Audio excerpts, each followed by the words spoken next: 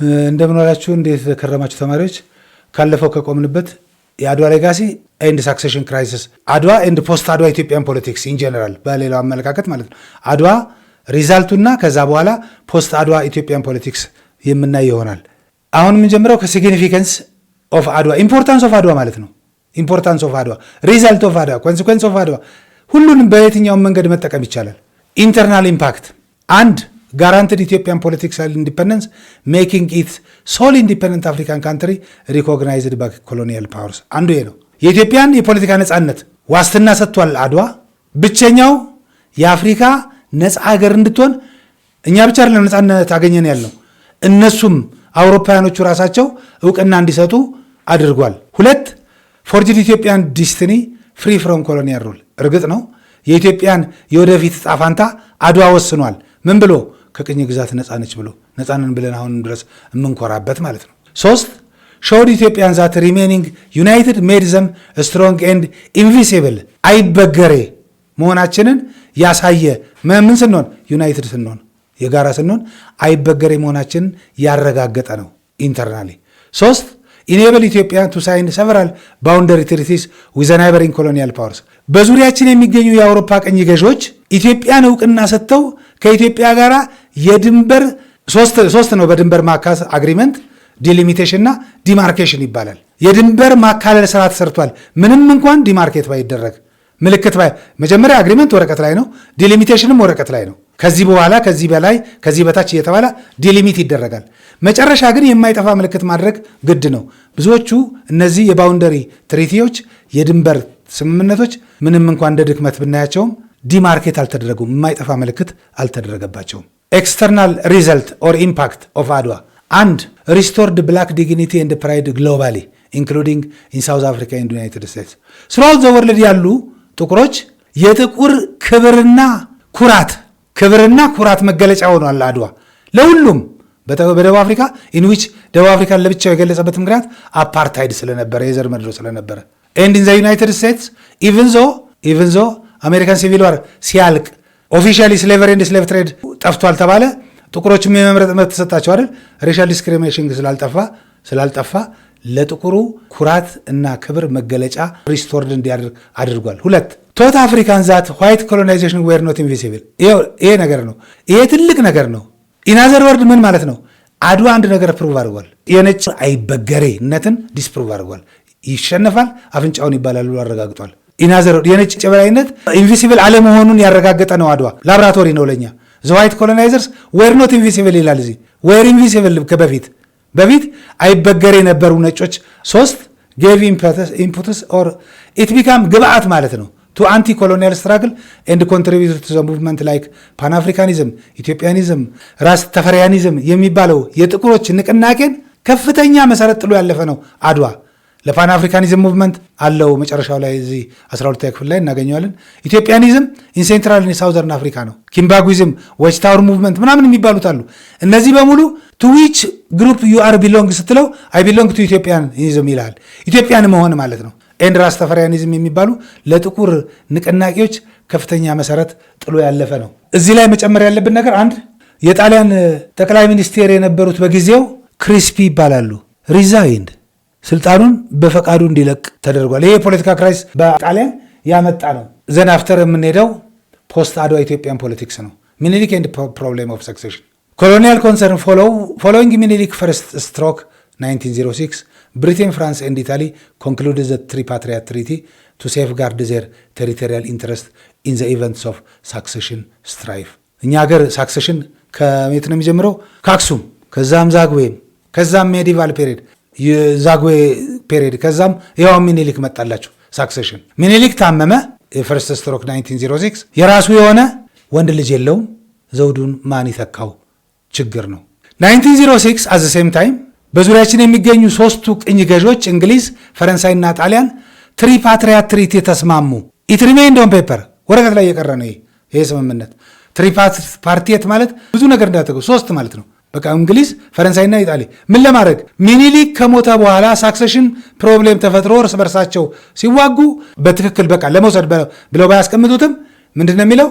አባይ ማዶን እንግሊዝ ከሱዳን ጋር ቀላቅላ ልትወስድ፣ ሐረርና ባሌን ከጅቡቲ ጋር ፈረንሳይ ልትወስድ፣ ጣሊያን ደግሞ ከአስመራ እስከ ኢታሊ ሶማሌላንድ ድረስ የባቡር ሀዲድ አገናኛለሁ ነው የሚለው። ኢት ሪሜይንድ ኦን ፔፐር ወረቀቱ ላይ ቀርቷል፣ ግን ኢንቴንሽኑ በጣም አደገኛ እንደሆነ ነው። ሳክሴሽን ፕላን አሁን ሳክሴሽን ቱ አቨርት ፖለቲካል ኬዎስ የፖለቲካ ችግር ላለመፍጠር ኢምፐረር ሚኒሊክ ስታብሊሽ ዘ ፈርስት ካውንስል ኦፍ ሚኒስተር 1907 የሚኒስትሮች ምክር ቤት አቋቋመ። ቃል በቃል እንደውም እኛ በሌለንበት የመንግስት ስራ እንዳይስተጓጎል በሚል የሚኒስትሮች ምክር ቤትን የመጀመሪያው ዘመናዊ ተቋም ይሄ ነው በእኛ ሀገር። ካውንስል ኦፍ ሚኒስተርስን አቋቋመ። ፊታውራሪ ሀብተ ጊዮርጊስ ዲነግዴ የጦር ሚኒስቴር የነበሩትን የቼርማን አድርጎ ማለት ነው የካውንስል ኦፍ ሚኒስተርስ። ዛዘር ማን ይተካው የሚባል ነገር አለ። ወንድ ልጅ የለውም። ይተካሉ ተብለው ይጠበቁ የነበሩት ራስ መኮንን ነበሩ። በ1906 ሞተዋል። ስለዚህ ሳክሴሽን ፕሮብሌም እንዳይፈጠር ሚኒሊክ ወዝ ኖት ፓሲቭ ኢቭን ዞ ሂ ዋዝ ሲሪየስሊ ሲክ። በጣም ቢታመምም ፓሲቭ አልነበረም። ስለዚህ ሌላው ምን ማድረግ አለበት? እሱን የሚተካው ሰው መምረጥ አለበት። ዲሲግኔትድ ሄር ወራሽ 1909 ሚኒሊክ ኦፊሻሊ ዲሲግኔትድ ሂስ ግራንድሰን ልጅ ኢያሱ አዝ ሌጋል ሳክሰሰር ዊዝ ራስ ተሰማ ናደው ሪኤጀንት።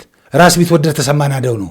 ይሄ ሂስትሪ ይሻሻላል ምናምን ያድጋል ሳይንስ ነው የምንልበት አንዱ አሁን በተገኘው ራስ ቢትወደድ ተሰማ ናደው የኢሉባቡር አስተዳዳሪ የነበሩትን አማካሪ ለልጅ ኢያሱ የ12 ዓመት ነው እና ወራሽ የልጅ ልጅ ነው። ይሄ ልጅ ኢያሱ የማን ልጅ ነው? የራስ ሚካኤል ወፍ ወሎ። የራስ ሚካኤል ባለቤት የሚኒሊክ ልጅ ነች፣ ከእቴጌ ጣይቱ ማትወለድ።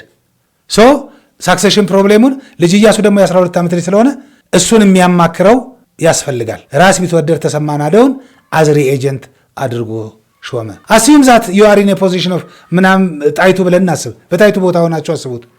ሪኤጀንቱም ለራስ ተሰማ ናደው ተሰጠ። ኢቨን ኢን ዘ ሚኒስተር ኦፍ ምክር ቤት የሚኒስትሮች ምክር ቤት ሄድ ሆኖ የተሾመው ማን ነው? ፊታውራሪ ሀብተ ጊዮርጊስ ዲነግዴ ናቸው። ስለዚህ ጣይቱ ይህን አሬንጅመንት ትቃወማለች። ግልጽ አንድና አንድ ነው። ኦፖዚሽን እቴጌ ጣይቱ the influential wife of Minilik opposed the designation and was eventually removed by coup 1910 led by ሸዋ nobility በሸዋ ባላባት የሚመራ እሷን ከአስወገዷት ነው የሚለው። መጀመሪያ እቴጌ ጣይቱ ያደረገችው ነገር ምንድነው? ሜሬጅ አላያንስ ልጅ ስለሌላት ከሚኒሊክ ጋር የሚኒሊክ ዘመዶችና የእሷን ማጋባት ሞክራለች። ጉግሳን ከዘውዲቱ ጋር ኒፊው ነው ጉግሳ ወሌ የእቴጌ ጣይቱ ኒፊው ነው። ቀጥላ ያደረገችው ምንድነው? በሚኒስትሮች ምክር ቤት ሹምሽር ማካሄድ ጀመረች። በዚህ ምክንያት ሪሙቭ ተደረገች። በ1910 ከዚህ ከመንግስት ስራ እንድትወገድ ተደረገች። ከ1913 ሚኒሊክ ከሞቱ በኋላ ወደ እንጦጦ ተሰዳ በ1918 ሞተች ነው የሚለው መጽሐፋችን። እዩት መጽሐፉ እንደዚህ ናው ዘ ፔሪድ ኦፍ ኢያሱ ነው። he was ruled from 1911 to 1960 because in 1911 ራስ ተሰማ ናደው ሞቱ። ከዚህ በኋላ ሪኤጀንሲ አልፈልግም ማለት ነው። ልጅ ኢያሱ ኤክሰርሳይድ ፉል ፖለቲካል ፓወር 1911 ኢንትሮዲውስድ ሪፎርም ሰቻዝ አሁን ምንም እንኳን በኋላ የወደቀበትን ምክንያት ከስልጣን የተወገደበትን ምክንያት ብናነሳም የተሻሉ ሪፎርሞች ወይም ተራማጅ ሊባሉ የሚችሉ ፖለቲካልና ሶሻል ሪፎርም አንዳንዶቹ ሶሻል ናቸውና ፖለቲካልና ሶሻል ሪፎርም ወስዷል። አንድ ኢንተግሬትድ ሙስሊምስ ኢንቱ አድሚኒስትሬሽን ኤንድ ፕሮቫይዲንግ ፋይናንሻል ሳፖርት ፎር ሞስክ ለመስጊድ ግንባታ ፈንድ ይሰጥ ነበር። ኢኳል ስታተስ ለመስጠት ነው። ማንን? ሙስሊሞቹን።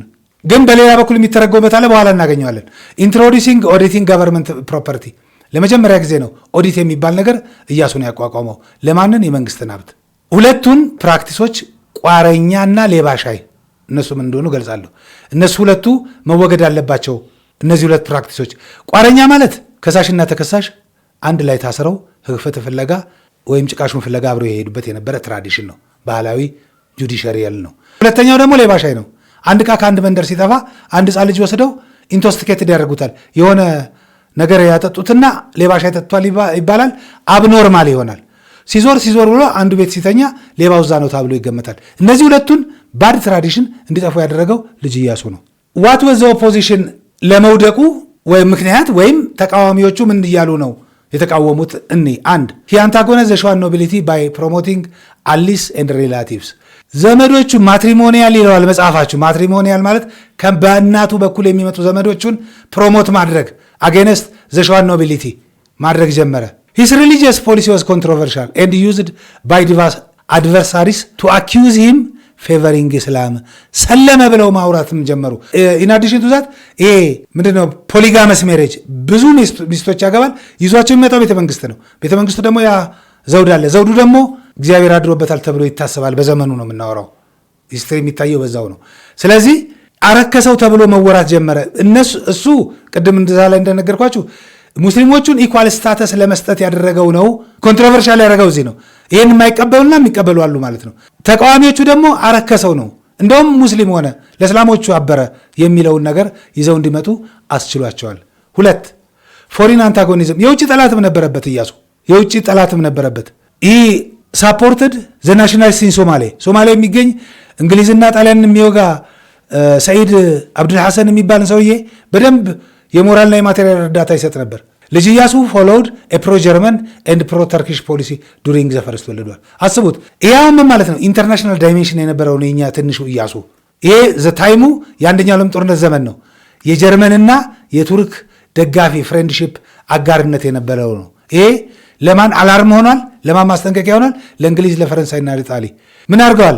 ዜሮት ሚሞ ጽፈዋል ነው የሚለው መጽሐፋችን። ኢያሱ እንዲያስወግዱት ለሸዋ ባላባቶች እነዚህ 3ቱ ሀገሮች በጋራ ኢንተርናል ፎርስ ጋር ያበሩበት ምክንያት አንዱ ይሄ ነው። ሁለተኛው ሶማሊያ ውስጥ የሚገኘው ቅድም የነገርኳቸው ሰይድ አብዱልሐሰን የሚባለውን ጣሊያንና እንግሊዝን የሚወጋው በሶማሊያ የሞራልና የማቴሪያል እርዳታ ያደርግ ነበር ኢያሱ።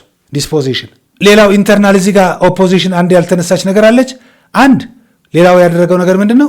አባቱን ራስ ሚካኤል የነበሩትን በ1914 በላቪ ሴሬሞኒ ደሴ ላይ ንጉሥ ኦቨር ወሎ ኤንድ ትግራይ ብሎ ሾሟቸዋል። ይሄ ትልቁ ነው ለመውደቁ ዋና ምክንያት። በሚቀጥለው ዓመት ጎጃምን ሰጥቻለሁ ብሏቸዋል እያለ ወደ ኢትዮጵያ ሊመጣ ነው ንጉሥ ብሎ መሾሙ ነው። ዲስፖዚሽን ኦፍ ልጅ ኢያሱ were excommunicated and deposed on September 27 የመስቀል ሆሊዴይ ነው። he was in ጅግጅጋ። ኢያሱ ጅግጅጋ ነው ያለው። የመስቀል ሆሊዴይ ላይ አቡኑ ለኢያሱ የተገዛ አውግዣለሁ አሉ እና ከስልጣን መውረዱ ታወጀ። እሱም ፉጂቲቭ ሆነ ይላል መጽሐፋችን። ስደተኛ ከአንዱ ቦታ ወደ አንዱ ቦታ ከአንዱ ቦታ ወደ አንድ ቦታ ቆየ። በኋላ የእሱን የምንቀጥለው ይሆናል። ኤኒዌይ አባትየው ግን ዝም አላሉም። ፓሲቭ ንጉሥ ሚካኤል ሂስ ፋዘር መጀመሪያ ቶራ መስክም ይባላል። ከሰገሌ በፊት ይህ ወታደር ይዘው ወደ አዲስ አበባ በዘመቱ ጊዜ መጀመሪያ ከፌዴራል መንግስቱ ከፌዴራል ፊት አውራሪ ሀብተ ጊዮርጊስ ከሚመሩት ጦር ጋራ ቶራ መስክ ላይ ተገናኙ። ቶራ መስክ ላይ ንጉሥ ሚካኤል ድል አገኙ። ከሰገሌ በፊት ነው ቶራ መስክ። መጨረሻም ዘብለዲየስት ባትል የሚባል ከአድዋ በኋላ ትልቁ ደም መፋሰስ ያስከተለው ሰገሌ ማርሽ ኤሪያ ነው። ንጉሥ ሚካኤል አያውቁትም። ከተራራው ሆነው ፊት አውራሪ ሀብተ ጊዮርጊስ ጦራቸውን ያሳዩቸው። ማርሽ ኤሪያ ሰገሌ ማለት ሸኖ ኦርኮቱ ገበያ አካባቢ ያለ ረግረጋማ ስፍራ ነው። እዛ ውስጥ ወታደሮቹ ገቡ። በጣም ብለዲየስት የሆነ ባትር ንጉሱም ተያዙ። በ1918 በስር ላይ ያሉ ሞቱ። ንጉሥ ሚካኤልን ያልኩት አሁን ናው ቢፎር ዲያርኪ ስለ ኢያሱ መጨረስ አለብን። በ1921 ተያዘ ትግራይ ላይ። ከዛ በኋላ በኃይሉ ተክለ ሃይማኖት የጎጃሙ በሳቸው እስር እንዲቆይ ተደረገ። በኃይሉ ተክለ ሃይማኖት ረዳትነት ለተወሰነ ጊዜ አመለጠ። እንደገና ተያዘ። ጋራ ሙለታ ሐረር ላይ ተያዘ። በ1936 ጣሊያን ወደ አዲስ አበባ ሲገባ ጋራ ሙለታ ላይ አይልም መጽሐፋችሁን፣ የት እንደሆነ አይታወቅም፣ ታርዶ ተገኘ በ1936 ነው የሚለው። እንግዲህ ታሪክ ይፍታው። ይሄን ነው ኢያሱን በተመለከተ። ዘን ዘ ኔክስት ኢያሱን ከስልጣን ያስወገዱት ሰዎች ወይም ዘ ኩፕ ሜከርስ ወይም መፈንቅለ መንግስት አድራጊዎቹ እንደው የሚኒሊክ አጥንት እንዳይወቅሰን እኔን ካስወገድን በኋላ ምን እናድርግ? ማን ነበረ ሚኒሊክ ለማውረስ ዘውዳቸውን የፈለጉት? ለራስ መኮንን ነበር። እስቲ በራስ መኮንን በኩል ሰው ይፈለግ ሲባል የወደፊቱ ኃይለ ሥላሴ የአሁኑ ራስ ተፈሪ ተገኘ። ናና ውረስ ሲባል እሱ አልወርስም አለ። ዘውዲቱም አለች። ስለዚህ ፎሎዊንግ ዘ ኩፕ ይላል። ይኸው መፈንቅለ መንግስት ከተደረገ በኋላ ሚኒሊክስ ዳውተር ዘውዲቱ ሚኒሊክ ወዝ ክራውንድ አዝ ኢምፕረስ ንግስት ሆና ዘውዱ እንድትይዝ ኤንድ ደጃዝማች ደጃች ተፈሪ መኮንን ራስ ሌተሮን ወዲያውኑ ሌተሮን ራስ ይላቸዋል። በኋላ እሳቸው ወራሽ የዘውዱን ወራሽ እንዲሆኑ አብረው እንዲገዙ ተደረገ። ይሄ ከ1916 እስከ 1930 የነበረ ዲያርኪ ነው። ዲያርኪ ኢዝኖት አሰች በቃ ትልቅ ነገር ነበር። ቱ ሩል ማለት ነው። የሁለት ሰው ዱዋል ሩል ማለት ነው። የሁለት ሰው አገዛዝ ዘውዲቱ አዝ ኢምፕረስ ኤንድ ራስ ተፈሪ አዝ ሄር ማለት ነው። ኦልዞ ዘይ ቴዎሬቲካሊ ሩልድ ቱጌዘር ዲያርኪ ቴዎሬቲካሊ ሁለቱ ገዙ ይባል እንጂ ተፈሪስ ፓወር ግሪው ፕሮግሬሲቭሊ አት ዘ ኤክስፔንስ ኦፍ ዘውዲቱ ኤንድ ትራዲሽናል ኖቢሊቲ። መጀመሪያ 1918 ራስ ተፈሪ ኢሊሚኔትድ ኦል ዘ ሜምበርስ ኦፍ ዘ ካውንስል ኦፍ ሚኒስተርስ የካውንስል ኦፍ ሚኒስተር አባላትን አስወግዶ በሱ ደጋፊዎች ተካው ከአንድ ሰው በስተቀር ከማን? ፊታውራሪ ሀብተ ጊዮርጊስ ዲነግዴ የጦር ሚኒስቴር ናቸው። እርሶም ኮራፕትድ ሆነዋል ብሎ ቢያባራቸው ጡንቻቸውም ገልበጥ ወይም ቦክስ ቢጨብጡበት ስለፈራ ይመስላል። ዋትኤቨር ኢት ኢዝ 1819 ካውንስል ኦፍ ሚኒስተርስን በአዲስ ሜምበር ተካው የእሱ ደጋፊዎች በሆኑት። በ1924 የአውሮፓ ቱር አድርጓል። እሱ ብቻ እሱ እየገነነ እየታወቀ መጣ። በ1928 የሲዳሞ አስተዳዳሪ ደጃዝማች ባልቻ ሳቦ እና አባውቃው የግቢ ሚኒስቴር የነበሩት ጦር ሰብቀው መጥተው ነበር። እሱ እያለች ልጃቸው እንዴት እሱ እየገነነ ይሄዳል ብለው እነሱ ሁለቱ በሰላም ለሱ እጃቸውን ሰጡ። በመጨረሻም የመጨረሻው የማይቀረው ዘኤክስ ሃዝባንድ የድሮ ባል የዘውዲቱ የነበረው ጉግሳ ነው። ጉግሳ ወሌ ባትል ኦፍ አንቺም ላይ ሂወዝ ፎር ዘ ፈርስት ታይም ዩዝ ኤርክራፍት ይላል። አዘ ባትል ኦፍ አንቺም ላይ የአየር ኃይል ተጠቅመናል፣ ጀት ተጠቅመናል። ዲሲስሪ ነው ኤኒዌይ ወረቀት ነው የበተኑት። እጅህን ስጥ በማታውቀው ሀገር መጥቼልሃለሁ ጉግሳ ወዬ ነው የሚለው። ኤኒዌይ አንቺም ላይ ጉግሳ ወዝ ዳይድ አፍተር 2 days ኢን አዲስ አበባ ዘውዲቱ ወዝ ዳይድ ዋት ሃፕንድ ዊ ዶንት ኖ ኤንድ ፎሎዊንግ ዲስ ኖቬምበር ላይ ራስ ተፈሪ ክራውንድ ኢን ዘ ኔም ኦፍ ኢምፐረር ኃይለ ሥላሴ ማለት ነው። የዛሬውን ትምህርት ለማጠቃለል ያህል እነዚህን ጥያቄዎች እንስራ። ነምበር 1 ዋት ዋዝ ዘ ኢንተርናል ኤንድ ፖለቲካል ሙቭመንት ዲድ ዘ ቪክቶሪ ኦፍ አድዋ ሲግኒፊካንትሊ ኮንትሪቢዩትድ ቱ ዘ ዴቨሎፕመንት ኦፍ ኤ ፋሺዝም፣ ራስተፋሪያኒዝም። ፖለቲካል ዴቨሎፕመንት ነው የሚጠይቃቸው። ኮሎኒያሊዝም ነው። ኮሎኒያሊዝም ዊ አር ፍሪ ፍሮም ዩሮፒያን ኮሎኒያሊዝም ቢኮዝ ኦፍ አድዋ ማለት ነው።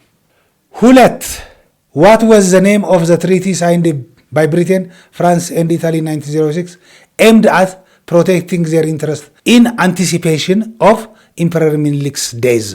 የትኛው ትሪቲ ነው ይላል። ትሪፓትሪያት ነው። 3 ስለሆኑ ውጫሌ ሌላ ነው፣ ሀይወት ሌላ ነው። ከዚህ ጋር ግንኙነት ስለሌለው ማለት 3 ዘ ባትል ኦፍ ሰገሌ ወዝ ዲሳይሲቭ ቢኮዝ ኢት ሊድ ቱ ዘ ዲፊት ኤንድ ካፕቸር ኦፍ ዊች ኪ ፊገር ፎሎዊንግ ዘ ዲስፖዚሽን ኦፍ ልጅ ኢያሱ። ልጅ ኢያሱ ከተወገደ በኋላ የትኛውን ቁልፍ ፖዚሽን የነበረውን ሰው ነው የያዝነው ነው የሚለው። ራስ ጉግሳ ወሌን አንቺም ነው። ንጉስ ሚካኤል ኢያሱ ፋዘር ይሄ ነው። ራስ ተፈሪ መኮንን መቼ።